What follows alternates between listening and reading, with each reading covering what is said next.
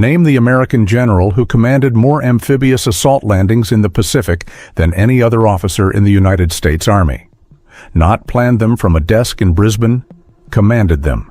Landed on more hostile beaches, moved more men through more jungle, took more islands from more Japanese defenders than any ground commander this country put into that theater. His name was on the orders. His staff built the logistics. His soldiers did the dying. You cannot name him. Almost nobody can. And the reason you cannot name him is not an accident. His name was Walter Krueger. He commanded the 6th Army of the United States, at its peak, more than 250,000 soldiers, across 14 major amphibious operations between 1943 and 1945. He took New Britain, Admiralty Islands, Hollandia, Leyte, Luzon. He built an army in the jungle from scratch and used it to dismantle the Japanese defensive architecture of the Southwest Pacific, piece by piece, island by island, at a methodical, grinding, devastating pace. And when the war ended and the victory parade came and the histories were written, Douglas MacArthur's name was on all of it. This video is about how that happened and why it matters more than a question of credit. Walter Krueger was born in Flatau, Prussia, in January 1881. He came to the United States at 9 years old with his family, settled in Ohio, grew up in the kind of immigrant household that understood in the bone that you earned your place or you lost it. He enlisted in the Army in 1898 as a private, not an officer cadet, not a West Point appointee, a private, and served in the Spanish-American War at 17. He fought in the Philippines during the insurrection. He taught himself military theory by reading systematically everything the European armies were producing. He translated a German infantry training manual into English in 1906. His own generals didn't know he'd done it. He rose through the ranks entirely on the basis of professional performance. No family connections, no political patrons, no famous mentor until very late. He made lieutenant general by 1941 through an accumulation of exactly the kind of unglamorous institutional competence: war games, training exercises, staff work, doctrine development that the American military needed desperately and rewarded almost never with public recognition. George Marshall noticed him in the 1941 Louisiana maneuvers. Krueger's 3rd Army had beaten Ben Lear's 2nd Army comprehensively, and the after-action reports showed a commander who understood combined arms coordination at a level that was genuinely rare in the American officer corps of that era. When MacArthur needed a ground commander for the Southwest Pacific in early 1943, Marshall sent Krueger. This was not a compliment MacArthur had requested. The relationship between Krueger and MacArthur is one of the more psychologically compressed arrangements in American military history. MacArthur was theatrical, imperious, visionary in the sense of seeing large patterns and completely uninterested in operational detail. Krueger was the operational detail. He was 52 years old when he arrived in Australia in February 1943. He wore no ribbons on his field uniform. He ate in the mess with his staff. He went to bed early and woke before dawn and spent the hours between reading intelligence reports with the focused patience of a man who had learned that most military disasters trace back to something someone chose not to read carefully. MacArthur called him my Bismarck. The compliment was real, but the possessive was the point. I've spent a long time with the primary sources on Krueger's command, and what strikes me most is not the operational record, which is remarkable, but the administrative architecture he built around it. Krueger created Alamo Force, a 6th Army headquarters structure that technically reported directly to MacArthur rather than through the normal chain, which gave MacArthur plausible authority over every press communiqué. The result was a system where Krueger planned the operations, Krueger's soldiers fought them, and MacArthur's press office reported them. Historian Edward Drea, in his 1998 biography, MacArthur's Ultra, documented that MacArthur's headquarters issued dozens of communiqués crediting Allied forces under General MacArthur for operations Krueger had planned to the battalion level. Krueger's name appeared in fewer than a handful. This was not incidental. It was the operating model. There is a detail from the winter of 1944 that I keep returning to. Krueger was at his headquarters on Finschhafen in New Guinea during a brief operational pause between the Sidor landings in January and the planning for the Admiralties in late February. His aide later recalled that Krueger, in the evenings after the staff meetings, wrote letters to his wife, Grace. He wrote them in German. Think about that for a moment. The year was 1944. The United States was at war with Germany. German Americans were, in some quarters, objects of suspicion. Krueger had been born in Prussia. He had spent his career quietly, methodically proving that he was as American as any man alive. And in the evenings, in a tent in New Guinea, he wrote to his wife in the language of his childhood. Not for politics, not for anyone else, just because that was the language in which he was most himself. He never discussed it. He never made it a point. He sealed the envelopes and sent them through the military post and went back to his maps. Some things a man keeps because they are his. The crisis came at Leyte, October 1944. MacArthur had waded ashore for the cameras on October 20th. "I have returned," broadcast across the Pacific, and the liberation of the Philippines had begun. What the cameras did not show was what came next.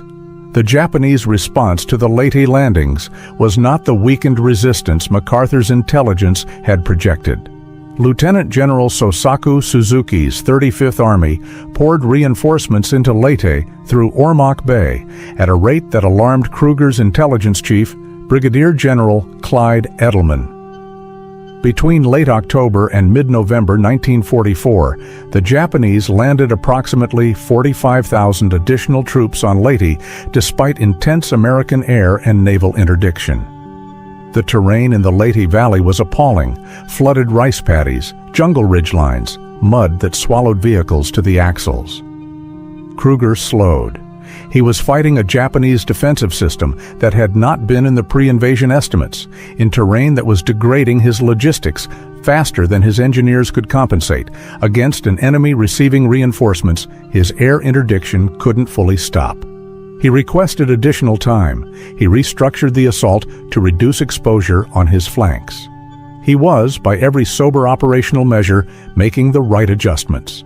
MacArthur was furious. On November 13th, MacArthur sent Krueger a letter, terse, pointed, stripped of the usual courtesies, demanding faster progress and warning that the delay was becoming a strategic embarrassment. Krueger's response, preserved in the National Archives, is a masterpiece of controlled military prose. He laid out the enemy dispositions, the terrain conditions, the logistics situation, and the casualty projections for an accelerated assault. He was, in effect, explaining to his commanding general why impatience would kill more Americans than patience. He did it without raising his voice, without a single word of self-justification. MacArthur did not publicly acknowledge the letter. If you've stayed with this story to here, you already know this channel doesn't flinch from the parts other accounts skip. Subscribing takes 2 seconds, and it means more of this reaches people who actually want it. Now, back to Leyte, because what happened next is the part the histories almost never tell. Krueger was right. The additional Japanese strength on Leyte required a full additional month of fighting beyond MacArthur's original timeline. The Ormoc corridor wasn't secured until December 10th. The Leyte campaign officially ended December 26, 1944, with American casualties of approximately 15,500, including 3,500 killed. Japanese dead numbered over 49,000. The campaign was a catastrophic Japanese defeat. It was also significantly harder and longer than it needed to be if the pre-invasion intelligence had been more honest about what was there. The honest accounting on Leyte requires acknowledging this. Krueger's caution was operationally sound, but his headquarters also contributed to the intelligence failure that produced the optimistic pre-invasion estimates. He was not simply the victim of MacArthur's impatience. He was part of a command structure with its own institutional pressure to project confidence. The system shaped everyone in it. That is not an exculpation. It is just the truth. Walter Krueger retired in July 1946.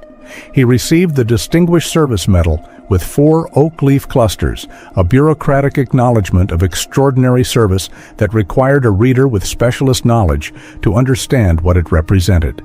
He wrote a memoir, From Down Under to Nippon, published in 1953, that sold modestly and is now findable only in military libraries and used bookstores with particularly patient cataloging systems.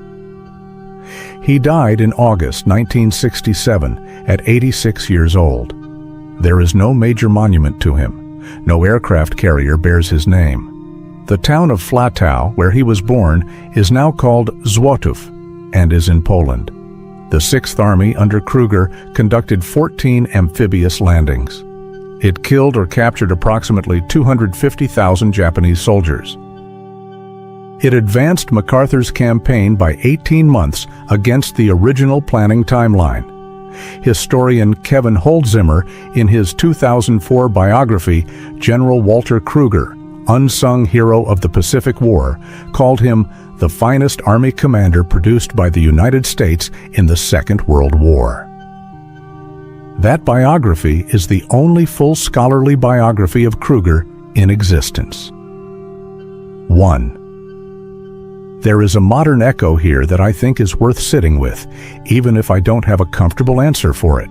Every organization that produces results has, somewhere inside it, a Walter Krueger, the person doing the operational work that the visible leader takes credit for, who is valued privately and erased publicly, who understands that making a scene about it costs more than absorbing it. Most of the time that person absorbs it. We build statues to the MacArthurs. We name carriers after the MacArthurs. And the people who actually moved the supplies and read the intelligence and wrote the letters in their mother tongue after the meetings. They retire quietly and write memoirs that end up in used bookstores. Competence over celebrity. That was the thesis. That was the promise. But here is what 3 years of reading Walter Krueger's record has left me with. It is not a comfortable thought. The victory in the Pacific was real. The professionalism was real. The 14 landings, the 250,000 soldiers, the grinding methodical advance through impossible terrain. All of it was real. Krueger did it. His soldiers did it. And the system that produced that victory was the same system that ensured nobody would ever make a movie about it. So the question I cannot answer is this. If the institution that produces the victory also produces the erasure, what exactly are we celebrating when we celebrate the victory? The invisible shogun commanded an army 250,000 strong and left behind exactly one biography and a box of letters in German. What does it mean to win a war nobody remembers you fighting?